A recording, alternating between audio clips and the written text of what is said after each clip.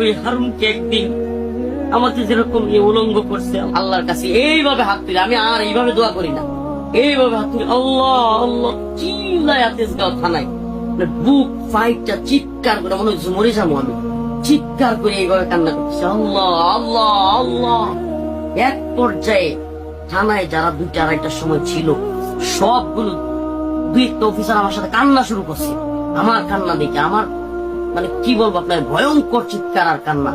আমি আল্লাহ আল্লাহ এইভাবে হাত উপরে এইভাবে তুলে কাঁদতেছিলাম চিৎকার করে। আমার মনে হয়েছিল আমার আল্লাহ ছাড়া কেউ নাই, আমি এইভাবে কাঁদতেছিলাম আর ভয়ঙ্কর ভাবে।